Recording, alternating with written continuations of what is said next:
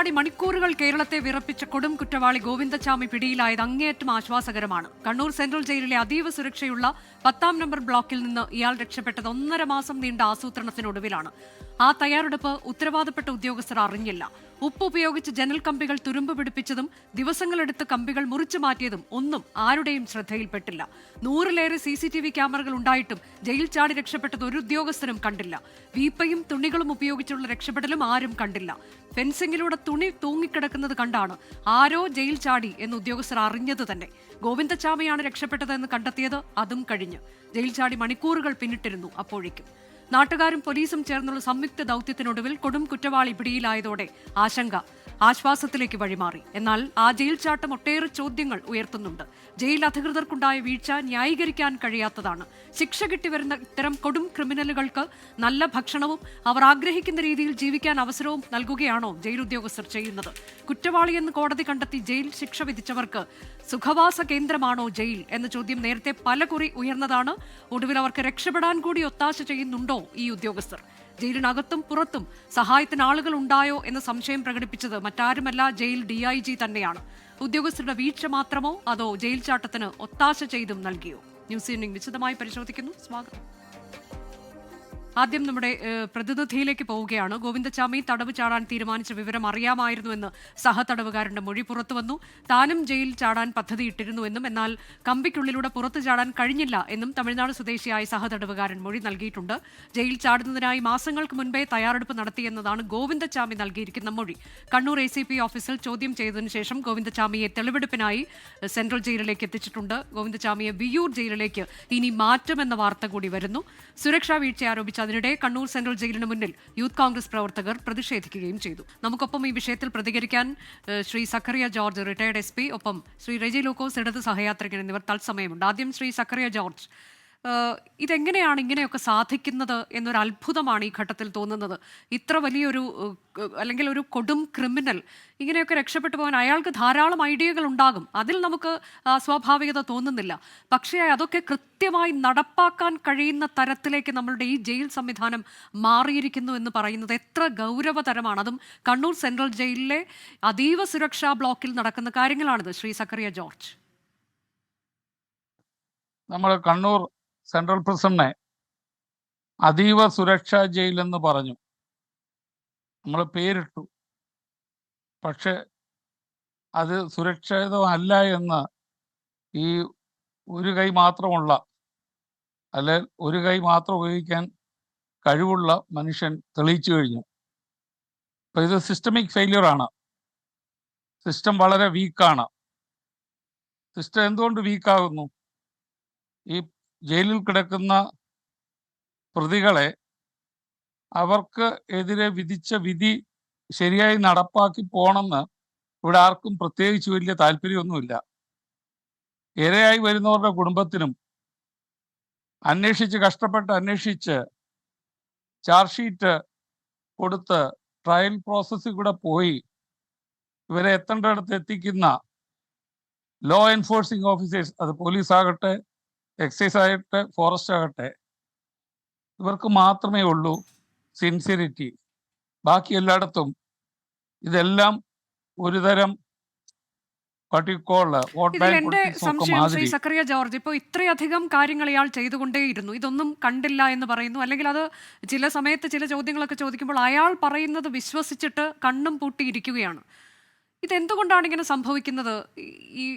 ഇത് ഒരു വീഴ്ച എന്നതിനപ്പുറത്തേക്ക്, അല്ലെങ്കിൽ ഒരു നെഗ്ലിജൻസ് എന്ന് പറയുന്നതിനപ്പുറത്തേക്ക് ഇയാൾക്ക് ജയിൽ ചാടാൻ പോലും ഇവർ ഒത്താശ നൽകിയെന്ന് സംശയം തോന്നുകയാണ്. Shri Zacharia George,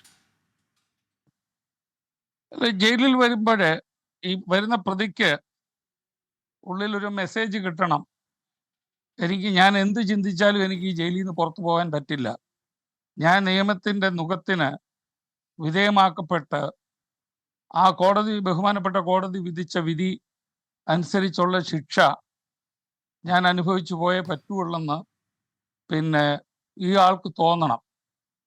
അത്രയ്ക്കുള്ള psychological impact ഉണ്ടാക്കാവുന്ന ഒരു സിസ്റ്റം നമുക്കില്ല. പലപ്പോഴും ഈ പറയുന്ന പ്രതികൾക്ക് ഇങ്ങനെ ചാടിപ്പോകാനും അസമയത്ത് പരോള് കിട്ടാനും പ്രിമച്വർ റിലീസിനും എല്ലാം നമ്മുടെ പൊളിറ്റിക്കൽ സിസ്റ്റം ഇത് ഉണ്ടാക്കുന്നുണ്ട്. ഇതിനേക്കാളിലും വളരെ കഷ്ടമാണ് പോലീസ് കഷ്ടപ്പെട്ട് കേസ് ചാർജ് ചെയ്ത് കൊടുക്കുമ്പോൾ പൊളിറ്റിക്കൽ പേഴ്സണാലിറ്റീസ് ഗവൺമെൻറ്റിലുള്ളവർ, അത് ഇടതാകട്ടെ വലതാകട്ടെ, യാതൊരു ലജ്ജയുമില്ലാതെ കേസുകൾ വിഡ്രോ ചെയ്ത് കൊടുക്കുന്നു. അപ്പോൾ നമ്മുടെ വ്യവസ്ഥിതിയെ ഇവരെ ഒരുതരം, നമ്മൾ പറയുമ്പോൾ ഗോവിന്ദചാമി ചെയ്തൊരു കുറ്റകൃത്യം ഉണ്ടല്ലോ, അത് പണ്ട് ജസ്റ്റിസ് ബെന്നൂർമഠ് സാറും തോട്ടത്തിൽ രാധാകൃഷ്ണൻ സാർ ഇടുക്കിയിലെ ഭൂമി കൈകര്യത്തെ പറ്റി അവരുടെ ജഡ്മെന്റിൽ ഉപയോഗിച്ച വാക്കാണ്, this is rape or gang rape on mother earth എന്നാണ് പറഞ്ഞത്.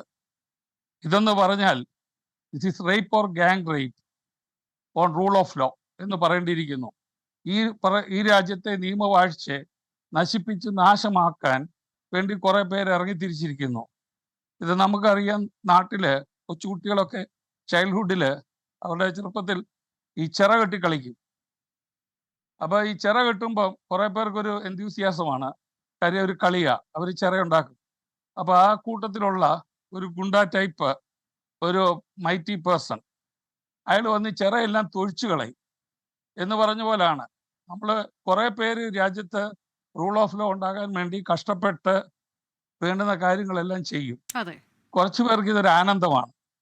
അപ്പൊ ഇവരുടെയൊക്കെ ആനന്ദം കൊണ്ടാണ് ഇങ്ങനെയൊക്കെയുള്ള കാര്യങ്ങൾ ഉണ്ടാകുന്നത്. അല്ലെങ്കിൽ ഇന്ന് മോഡേൺ ടെക്നോളജി, സർവൈലൻസ് ക്യാമറയുണ്ട്, AI ഉണ്ട്, എല്ലാ കാര്യങ്ങളും ഉണ്ട്. ഈവൻ ക്യാമറ വെക്കുമ്പോൾ തന്നെ നൈറ്റ് വിഷൻ ക്യാമറ ഉണ്ട്. നൈറ്റ് വിഷൻ ക്യാമറയിൽ ഇതെല്ലാം കാണാം. ഈ പറയുന്ന ജയിലില് വാച്ച് ടവർ ഉണ്ട്, വാച്ച് ടവറിൽ ബൈനോക്കുലർ കൊടുക്കാം. അതല്ലാതെ തന്നെ CCTV ക്യാമറ കൃത്യമായി നിരീക്ഷിച്ചുകൊണ്ടിരുന്നാൽ തന്നെ ഇതൊക്കെ കണ്ടുപിടിക്കാൻ പറ്റില്ലേ ശ്രീ സക്കറിയ ജോർജ്? 100-ലേറെ, ഏതാണ് 130-ലേറെ CCTV ക്യാമറകൾ ഈ ജയിലിൽ അവിടെയും ഇവിടെയൊക്കെ ഉണ്ട് എന്നതാണ് നമ്മൾ അറിഞ്ഞത്. അത് കൃത്യമായി തന്നെ ഏതെങ്കിലും ഒരു ഉദ്യോഗസ്ഥനിരുന്ന് നിരീക്ഷിച്ചാൽ തന്നെ ഇതൊക്കെ അറിയാൻ പറ്റും. ഇനി അതൊന്നും, ഇത് ജയിൽ ചാടുന്നതൊക്കെ വളരെ കൃത്യമായി അറിയാൻ പറ്റും. കൂടാതെ ഇയാൾ നടത്തിയ ആസൂത്രണം, എത്ര കാലങ്ങളായി ഇയാൾ തുടങ്ങിയ ആസൂത്രണമാണ്. കമ്പി മുറിച്ച് മാറ്റുക എന്നൊക്കെ പറയുന്നത് അത്ര എളുപ്പമുള്ള കാര്യമാണ്. അതൊക്കെ അയാൾ ചെയ്തിട്ട് ചാടിപ്പോയിട്ടും അറിഞ്ഞില്ല എന്നൊക്കെ പറയുമ്പോൾ അതിനെ എങ്ങനെയാണ്? ഞാൻ താങ്കളിലേക്ക് എത്താം ശ്രീ റെജി ലൂക്കോസ്. ഇപ്പോൾ ഞാൻ റെജി ലൂക്കോസിലേക്ക് എത്താം. ഇപ്പോൾ ദൃശ്യങ്ങളിൽ കാണുന്നത് ഗോവിന്ദച്ചാമിയെ പോലീസ് സ്റ്റേഷനിലേക്ക് എത്തിച്ചിട്ടുണ്ട്. അവിടെ തെളിവെടുപ്പിനായി എത്തിച്ചിരിക്കുകയാണ്. തത്സമയ ദൃശ്യങ്ങളാണ് കാണുന്നത്. സെൻട്രൽ ജയിലിലേക്ക് എത്തിച്ചിരിക്കുന്നു. ഏത് തരത്തിലേക്ക് ഇയാൾ ചാടിപ്പോയി എന്നൊക്കെയുള്ളതിൻ്റെ കൃത്യമായ വിവരങ്ങൾ അയാളിൽ നിന്ന് തേടുകയാണ് പോലീസ്. അല്പസമയം മുൻപാണ് അയാളെ സെൻട്രൽ ജയിലിലേക്ക് കൊണ്ടുവന്നത്. ഗോകുൽ വിശദാംശങ്ങളുമായി തുടരുന്നുണ്ട്. ഗോകുൽ, ഇപ്പോൾ എന്താണ് സംഭവിക്കുന്നത്? തെളിവെടുപ്പാണോ തുടരുകയാണോ? അത് അനുജ, വിശദമായ പരിശോധനയും തെളിവെടുപ്പും തന്നെയാണ് ഇവിടെ നടക്കുന്നത്. സെൻട്രൽ ജയിലിനകത്തായിരുന്നു ഇത്രയും സമയം ഗോവിന്ദച്ചാമിയും പോലീസുകാരും ഉണ്ടായിരുന്ന. ACPയുടെ നേതൃത്വത്തിലാണ് തെളിവെടുപ്പ് നടക്കുന്നത്. അതിനുശേഷം സെൻട്രൽ ജയിലിൽ നിന്ന് പുറത്തേക്ക് ഇറക്കി ഗോവിന്ദച്ചാമി പോയ വഴികളായിരിക്കാമെന്ന് നമ്മൾ മനസ്സിലാക്കുന്നു. ആ വഴികളിൽ കൂടിയുള്ള ഒരു പരിശോധനയാണ് നടത്തിയത്. അയാളെ കൂട്ടിക്കൊണ്ടുപോകുന്നത് നമ്മൾ ദൃശ്യങ്ങളിൽ കണ്ടു. ഏതുവഴിയാണ് ചാടിപ്പോയത് എന്ന് ഉൾപ്പെടെയുള്ള കാര്യങ്ങളാണ് അന്വേഷിക്കുന്നത് എന്നാണ് മനസ്സിലാക്കുന്നത്. ഈ ഭാഗത്തു കൂടി അയാളെ ഗോവിന്ദച്ചാമിയെ സെൻട്രൽ ജയിലിനകത്തേക്ക് കൊണ്ടുപോവുകയാണ് ചെയ്തത്. ഒരു പക്ഷേ ഈ വഴിയൊക്കെ ആയിരിക്കാം അയാൾ പുറത്ത് കടന്നത് എന്നാണ് മനസ്സിലാക്കുന്നത്. വിശദമായ ഒരു തെളിവെടുപ്പും പരിശോധനയും ഇവിടെ നടക്കുന്നുവെന്നാണ് ആ ദൃശ്യങ്ങളിൽ നിന്ന് മനസ്സിലാക്കാൻ സാധിക്കുന്നത്. ഏകദേശം അരമണിക്കൂറിലധികമായിട്ട് സെൻട്രൽ ജയിലിനകത്തായിരുന്നു ഗോവിന്ദച്ചാമി. പിന്നീട് പുറത്തിറക്കിയതിനു ശേഷം ഈ ഭാഗത്തു കൂടി കൊണ്ടുവരികയായിരുന്നു. ഒരു പക്ഷേ ഈ ഭാഗത്ത് വഴി തന്നെ ആയിരിക്കാം ഒരു പക്ഷേ പുറത്തേക്ക് ഇറങ്ങി വന്നിട്ടുണ്ടാവാൻ സാധ്യത. അതല്ലെങ്കിൽ മറ്റേതെങ്കിലും വഴിയിൽ കൂടിയാണ് ഗോവിന്ദച്ചാമി പുറത്തേക്ക് കടന്നത് എന്ന് മനസ്സിലാക്കുവാൻ വേണ്ടി ഇതുവഴി കൊണ്ടുപോയതാവാനും സാധ്യതയുണ്ട്. ആ കാര്യങ്ങളിൽ ഒരു വ്യക്തതയില്ല. ഇപ്പോൾ ഗോവിന്ദച്ചാമിയുമായിട്ട് അന്വേഷണ സംഘം എന്തായാലും ഈ വഴി പോയിട്ടുണ്ട്. വിശദമായ തെളിവെടുപ്പും പരിശോധനയും അന്വേഷണവും എന്തായാലും ഈ വിഷയത്തിൽ നടക്കുന്നുണ്ട് എന്നാണ് മനസ്സിലാക്കുന്നത്. ഗൗരവത്തോടു കൂടി ഈ വിഷയത്തെ നോക്കിക്കാണുന്നു എന്നാണ് ഇതിൽ നിന്ന് മനസ്സിലാക്കാൻ സാധിക്കുന്നത്. ഏറെ നേരമായിട്ട് സെൻട്രൽ ജയിലിനകത്തായിരുന്നു. സെൻട്രൽ ജയിലിൽ ഈ ഗോവിന്ദച്ചാമി പാർപ്പിച്ചിരുന്ന സെല്ലിൽ ഉൾപ്പെടെയുള്ള സ്ഥലങ്ങളിൽ പോയിട്ട് പരിശോധന നടത്തിയെന്നാണ് മനസ്സിലാക്കുന്നത്. അതിനുശേഷം ഏതുവഴിയാണ് പുറത്തേക്ക് കടന്നത് തുടങ്ങിയ കാര്യങ്ങളൊക്കെ മനസ്സിലായി. ഗോവിന്ദച്ചാമി ജയിലിന് പുറത്തേക്ക് കടക്കാൻ വേണ്ടി നടന്നു വന്നിട്ടുള്ള വഴിയിൽ കൂടിയൊക്കെ അയാളെ കൊണ്ടുപോയി എന്നാണ് മനസ്സിലാക്കുന്നത്. അതിനുശേഷമാണ് ഇപ്പോൾ പുറത്തേക്ക് എത്തിച്ച് ഈ വഴി വീണ്ടും ഉള്ളിലേക്ക് കൊണ്ടുപോയത്. ഒരു പക്ഷേ ഇതുവഴി തന്നെ പുറത്തു വരാനുള്ള സാധ്യതയുണ്ട്. ഈ തെളിവെടുപ്പ് പൂർത്തിയാക്കിയതിനു ശേഷമായിരിക്കും മജിസ്ട്രേറ്റ് മുമ്പിൽ ഹാജരാക്കുക. ഒരുപക്ഷെ വീണ്ടും ടൗൺ സ്റ്റേഷനിലേക്ക് കൊണ്ടുപോകാനുള്ള സാധ്യതയുണ്ട്. റിമാൻഡ് റിപ്പോർട്ടൊക്കെ പൂർണ്ണമായും തയ്യാറാക്കിയിട്ടില്ല എന്നൊരു വിവരം കൂടി പുറത്തു വരുന്നു. അതൊക്കെ തയ്യാറാക്കിയതിനു ശേഷം ആയിരിക്കും മജിസ്ട്രേറ്റ് മുമ്പിൽ ഹാജരാക്കുക എന്നാണ് മനസ്സിലാക്കുന്നത്. എന്തായാലും തെളിവെടുപ്പ് അരമണിക്കൂറിലധികമായിട്ട് ഇവിടെ തുടരുകയാണ്. വിശദമായ തെളിവെടുപ്പ് തന്നെ നടത്തുന്നു എന്ന് വേണം മനസ്സിലാക്കാൻ.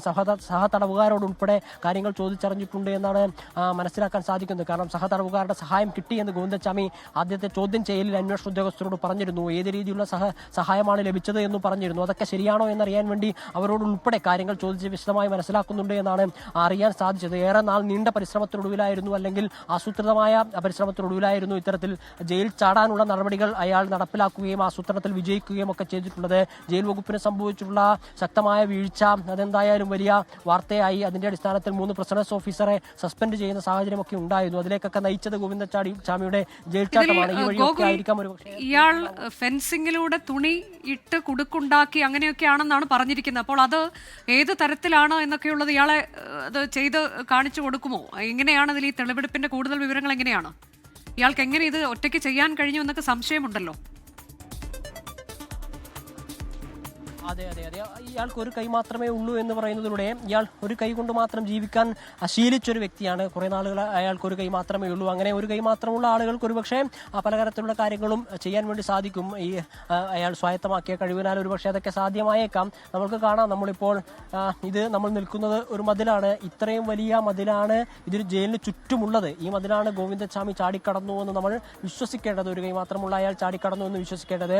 ഫെൻസിംഗും നമുക്ക് ദൃശ്യങ്ങളിൽ കാണുവാൻ വേണ്ടി സാധിക്കും.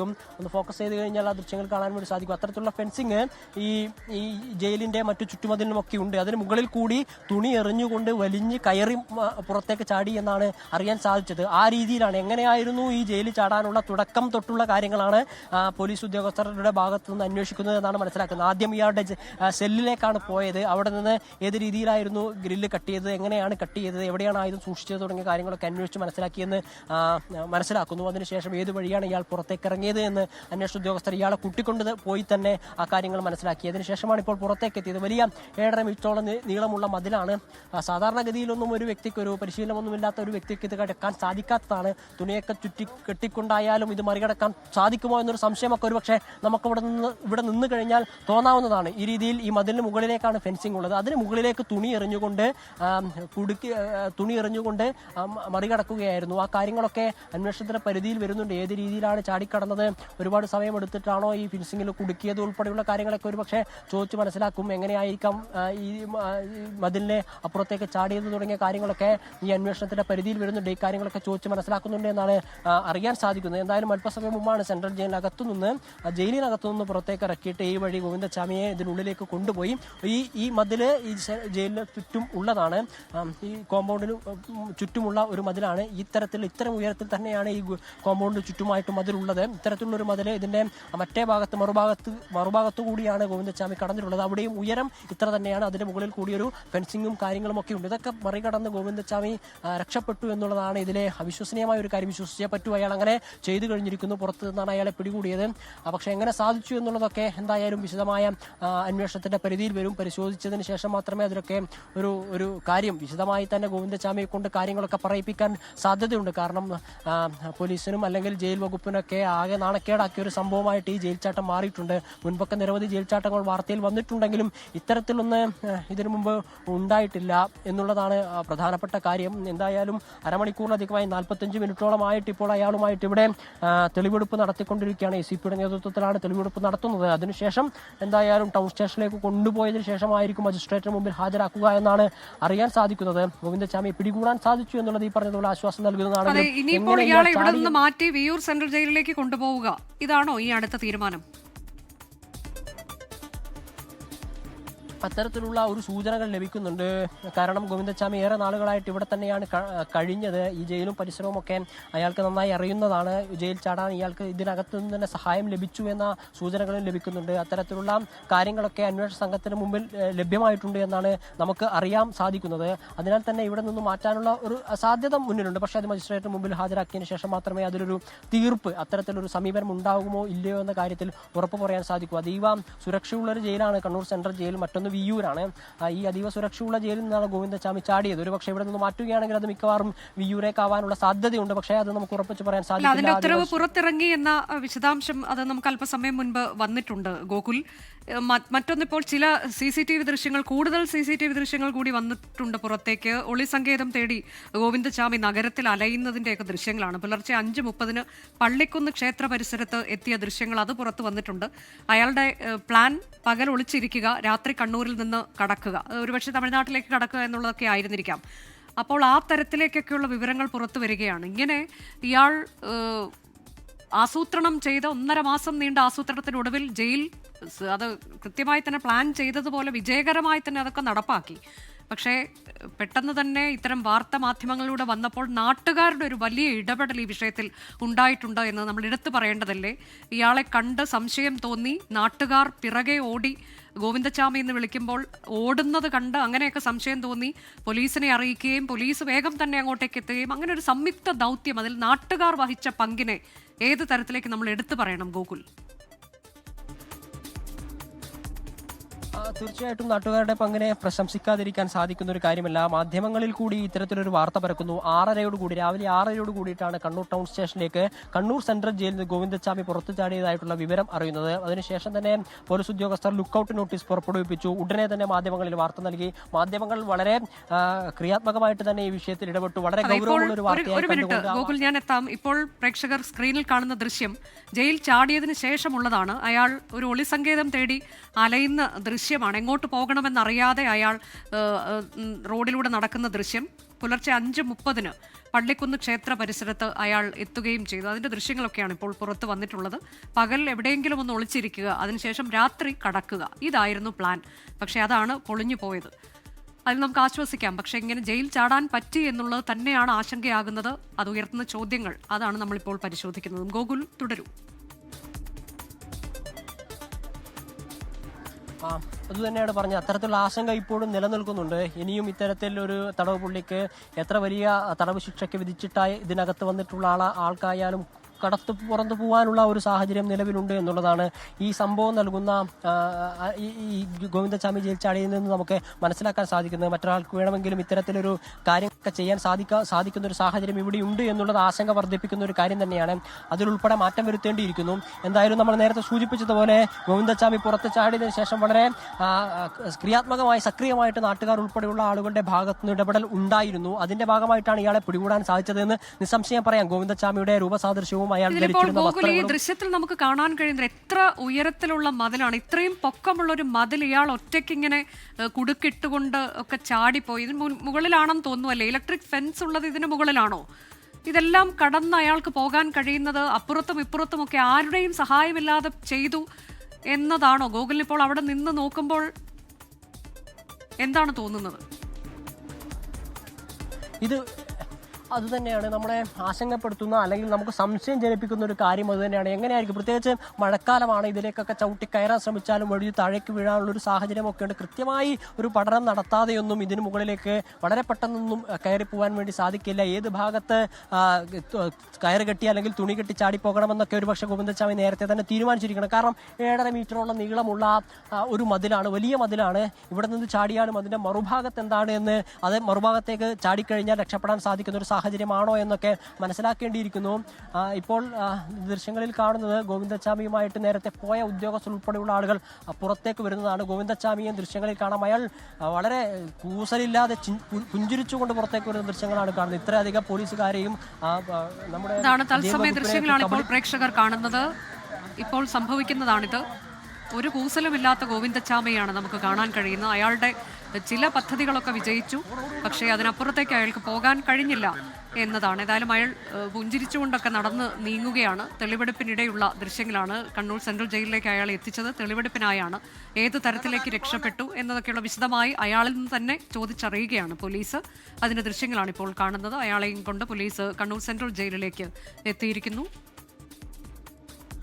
ഗോകുലി, തെളിവെടുപ്പ് പൂർത്തിയായതാണോ? അയാളെ ഇപ്പോൾ എങ്ങോട്ടേക്ക് കൊണ്ടുപോവുകയാണ്? തിരിച്ചു കൊണ്ടുവരികയാണ്. എങ്ങോട്ടേക്കാണ് എന്നുള്ളത് അറിഞ്ഞിട്ടില്ല, വ്യക്തമായിട്ടില്ല. അത് മനസ്സിലാക്കേണ്ടിയിരിക്കുന്നു. പക്ഷെ എന്തായാലും അയാളുടെ ആ ഒരു ശരീരഭാഷയൊന്നും ഈ ആളുകളെ കളിയാക്കുന്നതിന് തുല്യമാണ് എന്ന് പറയേണ്ടിയിരിക്കുന്നു. വളരെ പുഞ്ചിരിച്ച് കൂസലില്ലാതെ പോലീസുകാരോടൊക്കെ ചിരിച്ച് വർത്തമാനം പറഞ്ഞുകൊണ്ട് ഗോവിന്ദച്ചാമി വരുന്നതാണ് നമുക്ക് കാണാൻ സാധിക്കുന്നത്. അയാൾക്ക് അത്തരത്തിലൊരു ധൈര്യം എങ്ങനെ ലഭിച്ചു എന്നുള്ള ഒരു ചോദ്യമൊക്കെ സ്വാഭാവികമായിട്ടും ഉയരുന്നുണ്ട്. പോലീസ് ഉദ്യോഗസ്ഥർ അയാളെ കൊണ്ട് പോവുകയാണ്. ഒരു പക്ഷേ ഇവിടുത്തെ പൂർത്തിയാക്കിയതിനു ശേഷം ഇനി ടൗൺ സ്റ്റേഷനിലേക്ക് കൊണ്ടുപോകാനുള്ള നടപടികളായിരിക്കുമെന്ന് മനസ്സിലാക്കുന്നു. അറിയില്ല ഇനി എന്താണ് പോലീസ് ഉദ്യോഗസ്ഥരുടെ ദൗത്യം എന്താണ് എന്ന് വ്യക്തതയില്ല. എന്തായാലും അയാൾ ഇപ്പോൾ സെൻട്രൽ ജയിലിന്റെ പരിസരത്ത് തന്നെ ഉണ്ട്. ഈ മതിലിന്റെ ഭാഗത്തു കൂടിയൊക്കെ ആയിരുന്നു നേരത്തെ പോലീസ് പരിശോധന നടത്തിയത്. നമ്മൾ നേരത്തെ സൂചിപ്പിച്ച ഈ തിരികെ ന്യൂസ് ഈവനിംഗിലേക്ക്. ഗോവിന്ദച്ചാമി ഇന്ന് രക്ഷപ്പെട്ടു, അതിനുശേഷം അയാളെ കീഴ്പ്പെടുത്തി. ഈ വിഷയം ഇതിൽ ആരുടെ വീഴ്ചയാണ് എന്നുള്ളതാണ്. ഇതിൽ ഒത്താശ ചെയ്തിട്ടുണ്ടോ ജയിൽ ചാടാൻ എന്നൊക്കെയുള്ള സംശയങ്ങൾ, ഇതെല്ലാം നമ്മൾ വിശദമായി പരിശോധിക്കുകയാണ്. നമുക്കൊപ്പം അതിഥികളുണ്ട്. ശ്രീ സക്കറിയ ജോർജ്, ഒപ്പം തന്നെ ശ്രീ റെജി ലൂക്കോസ് എന്നിവരാണ്. ഞാൻ ഇനി റെജി ലൂക്കോസിലേക്കാണ് പോകുന്നത്. ശ്രീ റെജി ലൂക്കോസ്, ഇപ്പോൾ പറഞ്ഞു കേട്ട കാര്യങ്ങൾ, 1.5 മാസമായി അയാൾ നടത്തിയ ആസൂത്രണം, അതിൽ തന്നെ എങ്ങനെയാണ് ഇരുമ്പ് കമ്പി മുറിച്ചത്, അതിനുവേണ്ടി വെളിച്ചെണ്ണ തേക്കുന്നു ശബ്ദം കേൾക്കാതെ, ഇതൊക്കെ അയാൾ പറഞ്ഞിട്ടുള്ള കാര്യങ്ങളാണ്.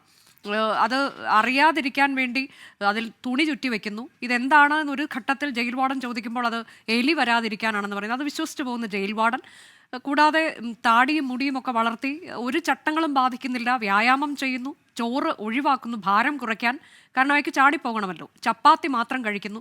അതിനുശേഷം ഇത്ര വലിയ മതിൽ, ആ മതിൽ താങ്കളിപ്പോൾ കണ്ടല്ലോ, എത്ര വലിയ മതിലാണ്, അതിലൂടെ അയാൾ ചാടിപ്പോകുന്നത് വളരെ കൃത്യമായി ഇതൊക്കെ ആസൂത്രണം ചെയ്ത് നടപ്പാക്കാൻ കഴിയുന്നു. കുരുക്കിടുന്നു, അതൊക്കെ കഴിഞ്ഞ് അപ്പുറത്തേക്ക് അനായാസം ഇറങ്ങിപ്പോകുന്നു. ഇത് ജയിൽ ചാടിയതാണോ അതോ ചാടിച്ചതാണോ എന്നൊരു സാധാരണക്കാരന് സംശയം തോന്നിയാൽ അവരെ തെറ്റ് പറയാൻ കഴിയുമോ റെജി ലൂക്കോസ്? തീർച്ചയായിട്ടും ആ ചോദ്യം വളരെ ന്യായമാണ്. കാരണം ഒരു നൊട്ടോറിയസ് ക്രിമിനൽ, അതായത് കേരളങ്ങളുടെ ഏറ്റവും വലിയ ഭീകരനായ ഒരു ക്രിമിനലിനെ അയാൾ ഈ 1.5 മാസക്കാലത്തേക്ക് എടുത്ത തയ്യാറെടുപ്പുകൾ അവിടുത്തെ ഉദ്യോഗസ്ഥന്മാർ കണ്ടില്ല എന്ന് പറഞ്ഞാൽ അത് വിശ്വസിക്കാൻ വളരെ ബുദ്ധിമുട്ടാണ്. കാരണം ലോകത്തിലെ ഏറ്റവും വലിയ ഭീകരമായിട്ടുള്ള തടവുചാടനം എന്ന് പറയുന്നത് അമേരിക്കയുടെ ഒരു ഐലൻഡിൽ ഗോണ്ടനാമയല്ല, അയാളുടെ പേര് ഒരു ചാൾസ് ആൻഡ്രൂസ് എന്ന് പറയുന്ന ഒരാൾ തടവുചാടിയതാണ് ഇതുവരെ ലോകം കണ്ടിട്ടുള്ള ഏറ്റവും ആസൂത്രിതമായ തടവുചാടൽ. 2 വർഷത്തെ തയ്യാറെടുപ്പായിരുന്നു. പക്ഷേ അതൊന്നും അല്ലല്ലോ ഇപ്പോൾ ഈ കേരളത്തിനെ സംബന്ധിച്ചോളം. ഞാൻ ആ സെൻട്രൽ ജയിലിനകത്ത് കയറി അത് വിസിറ്റ് ചെയ്തിട്ടുള്ള ആളാണ്, എനിക്ക് അങ്ങനെ അവസരം കിട്ടിയിട്ടുണ്ട്. ആ മതിലെന്ന് പറഞ്ഞാൽ ഏതാണ്ട് 8 കിലോമീറ്റർ മുകളിലേക്ക് വരും. ഈ ഒരു കൈയുടെ കൈപ്പത്തി ഇല്ലാത്ത ഈ വ്യക്തി അത് ഈ തയ്യാറെടുപ്പിൽ അയാൾ അരിയാഹാരം ഉപയോഗിക്കുന്നു, അയാളുടെ ശരീരം കുറയുന്നു. അതുപോലെ തന്നെ ഈ ജയിലിലെ വാർഡൻ വന്ന് ചോദിക്കുന്നു എന്തുകൊണ്ടാണ് തുണി ചുറ്റിയത്, അത് എലി കയറാതിരിക്കാനെന്ന് പറയും. അതൊക്കെ അങ്ങോട്ട് വിശ്വസിച്ചൊരു വാർഡൻ്റെ മാനസികാവസ്ഥ എന്താണെന്ന് എനിക്ക് മനസ്സിലാകുന്നില്ല. എന്തായാലും അവർ ശിക്ഷിക്കപ്പെടും. ഇയാളെ സഹായിച്ചിട്ടുണ്ടെങ്കിൽ അതെല്ലാം മറ്റു തടവുകാരാണ് സഹായിച്ചിട്ടുണ്ടെങ്കിൽ ആരാണെങ്കിലും അവരെ കണ്ടുപിടിക്കപ്പെടുന്നുള്ള കാര്യത്തിൽ യാതൊരു തർക്കമില്ല. പക്ഷെ നമ്മുടെ ഒരു ആശ്വാസം അതല്ല. രാവിലെ പുലർച്ചെ 6 മണി 6:30 ആയപ്പോഴത്തേക്കാണ് ഇവർ ഫൈൻഡ് ചെയ്യുന്നത് ഇയാളുടെ ആ സെല്ലിൽ ഇല്ലെന്നുള്ളതും. പക്ഷെ നിമിഷ നേരം കൊണ്ട് തന്നെ നമ്മുടെ വാർത്താമാധ്യമങ്ങൾ അത് ലോകത്തെ അറിയിച്ച് ജാഗ്രതയുടെ വലിയ രീതിയിലുള്ള ഒരു എന്താ പറയുക, ഒരു ജാഗ്രത സൃഷ്ടിക്കുന്നതിൽ വലിയ രീതിയിൽ സഹായിച്ചു. നാട്ടുകാരാണ് ഇയാളെ കണ്ടെത്തുന്നത്. ഇപ്പം അനുജ പറഞ്ഞ പോലെ വഴിയെ പോകുമ്പോൾ ഇയാൾ സംശയം തോന്നി വിളിക്കുമ്പോൾ ഓടുന്നു. അതിസാഹസികമായിട്ടാണ് നമ്മുടെ പോലീസ് സംവിധാനം എല്ലാം. അതെ, അതിൽ ഈ നാട്ടുകാരുടെ കാര്യം നമ്മൾ എത്ര എടുത്തു പറഞ്ഞാലും മതിയാവില്ലല്ലോ ശ്രീ റെജി ലൂക്കോസ്. ഇപ്പോൾ അയാളെ കണ്ടാൽ മുൻപ് നമ്മൾ കുറച്ചു കാലം മുൻപ് കണ്ട ഗോവിന്ദച്ചാമിയെ അല്ല, അയാളുടെ മുഖച്ഛായ തന്നെ മാറിയതുപോലെയാണ് ഇപ്പോൾ. എന്നിട്ട് പോലും ഒരുപക്ഷെ ഈ ഒറ്റക്കൈ മറയ്ക്കാൻ നടത്തിയ ശ്രമവും അതൊക്കെ കൊണ്ടാകാം ഈ ആളുകൾക്ക് പെട്ടെന്ന് തിരിച്ചറിയാൻ ഒരു സംശയം തോന്നുന്നു. അവർ പേര് വിളിക്കുന്നു, അപ്പോൾ ഇയാൾ ഓടുന്നു. ഇതൊക്കെ നിർണായകമായി മാറി. അതിനുശേഷമാണ് പോലീസ് അങ്ങോട്ടേക്ക് എത്തിയതും അയാളെ പിടികൂടിയതും. പക്ഷെ ഇതൊക്കെ നമ്മൾ പറയുമ്പോഴും ഇയാൾക്ക് രക്ഷപ്പെടാൻ കഴിഞ്ഞല്ലോ, അതീവ സുരക്ഷയുള്ള ബ്ലോക്കിൽ നിന്ന് ഇങ്ങനെയൊക്കെ രക്ഷപ്പെടാൻ കഴിഞ്ഞല്ലോ ഇത്ര കാലം ആസൂത്രണം ചെയ്തുകൊണ്ട് എന്നുള്ളത് ഗുരുതരമായൊരു കാര്യമല്ലേ? ഈ ഉദ്യോഗസ്ഥർ ഇങ്ങനെയൊക്കെ പെരുമാറുന്നു, അവർക്ക് ശിക്ഷ കിട്ടും, അവിടെ അവസാനിക്കണോ? അല്ല, തീർച്ചയായിട്ടും അതൊരു ചോദ്യം തന്നെയാണ്. നമ്മളിപ്പോൾ ആരെങ്കിലും വെള്ളം പൂശാൻ ശ്രമിച്ചിട്ട് കാര്യമില്ല. കേരളത്തെ ഭയപ്പെടുത്തിയ ഭയാനകമായ രീതിയിൽ കേരളം 3-4 മണിക്കൂർ വിറച്ചുകൊണ്ട് കണ്ട ഒരു സംഭവമാണ്. ഇയാളെ പിടികിട്ടിയില്ലെത്തുള്ള അവസ്ഥ ഓരോ കുടുംബവും ഭയന്ന് ഇന്ന് ജീവിക്കുള്ളായിരുന്നു.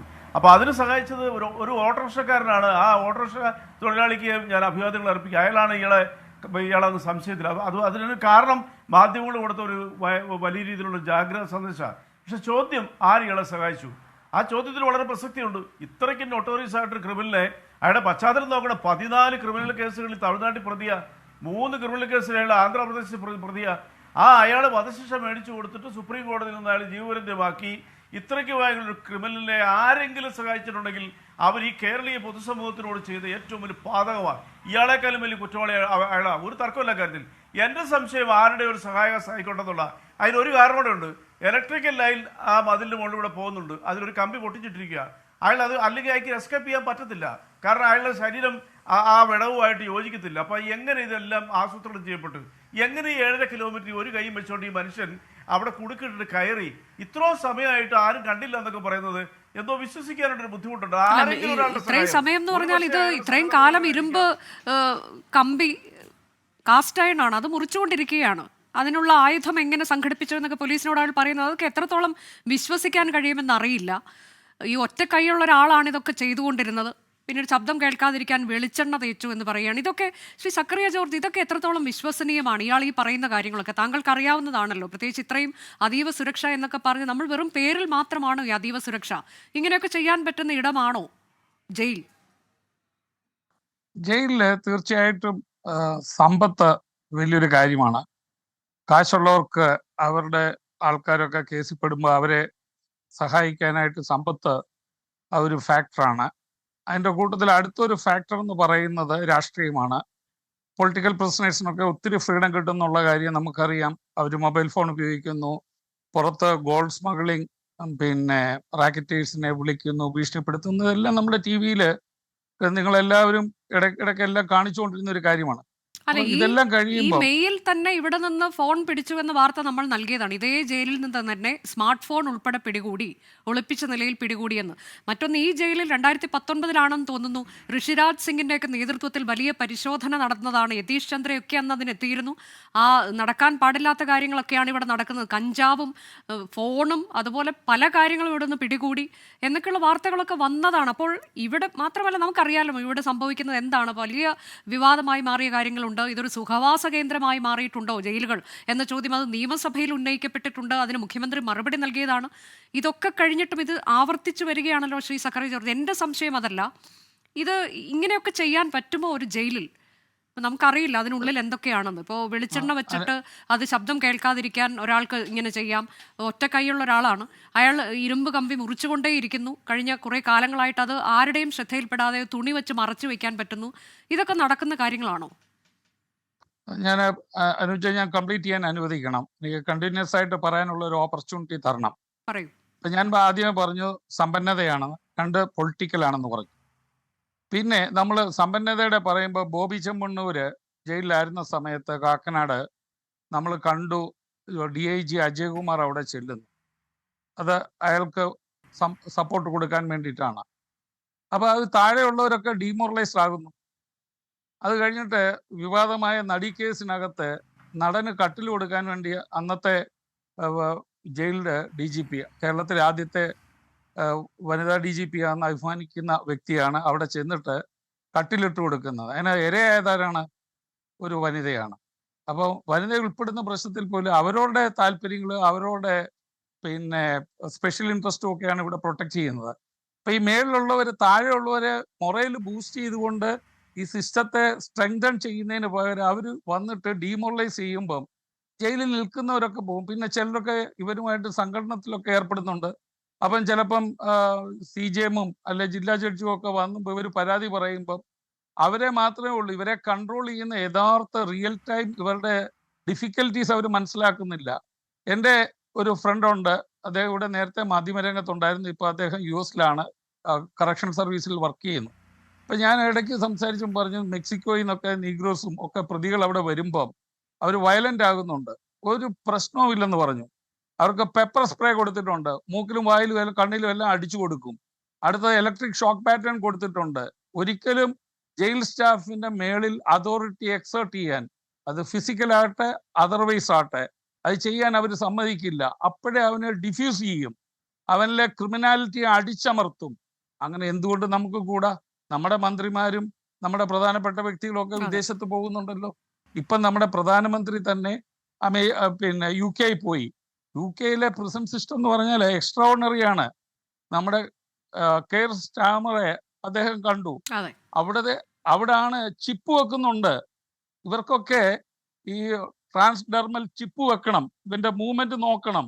ഇവൻ അങ്ങോട്ടോ ഇങ്ങോട്ടോ നോക്കുമ്പോൾ നമ്മൾ കാണുന്നുണ്ട് ടൈഗർ സാങ്ച്വറിയിലും അതുപോലെ സഫാരി ലയൺ പാർക്കിലും ഒക്കെ ചിപ്പ് വെച്ചാണ് വിടുന്നത്. ഒരു ചിപ്പ് വെക്കട്ടെ. എന്തായാലും ഇവർ പാവങ്ങളായതുകൊണ്ട് വന്നതല്ലല്ലോ, ഹീനസ് ക്രൈം കാണിച്ചു വന്നവരാണ്. ഹീനസ് ക്രൈം കാണിച്ചു വരുന്നവരോട് നമ്മൾ വലിയ ഹ്യൂമാനിറ്റേറിയൻ കൺസിഡറേഷൻ കാണിക്കണ്ട. കാര്യം ലോ അബൈഡിങ് സിറ്റിസന്റെ അവരുടെ അവകാശം കുറ്റവാളികളുടെ മേളിലാണ്. അല്ലാതെ അവരുടെ സുഖസൗകര്യങ്ങൾ പാവപ്പെട്ട മനുഷ്യന്റെ മേളില് അവർക്ക് അധികാരം കൊടുക്കാൻ വേണ്ടി ചെയ്യാൻ പാടില്ല. മാത്രമല്ല ഇപ്പോൾ ജയിൽ ചട്ടങ്ങളുടെ തന്നെ ലംഘനം ഇവിടെ നടന്നിട്ടുണ്ട് പല കാര്യങ്ങളിലും എന്നതുകൂടി വ്യക്തമാകുമ്പോൾ ഒട്ടേറെ ചോദ്യങ്ങൾ അവിടെ നിൽക്കുകയാണ്. നിലവിൽ ഉണ്ടായിരിക്കുന്ന സസ്പെൻഷൻ, അതിനപ്പുറത്തേക്ക് ഗൗരവത്തിലുള്ള ഒരു അന്വേഷണം ഇതിൽ സർക്കാരിന്റെ ഭാഗത്തുനിന്നുണ്ടാകുമെന്ന് തന്നെയാണ് നമ്മൾ പ്രതീക്ഷിക്കുന്നത്. ഇനിയെങ്കിലും വളരെ നന്ദി ശ്രീ ജെലൂക്കോ, ശ്രീ സക്കറിയ ജോർജ് ചർച്ചയിൽ പങ്കെടുത്തതിന്.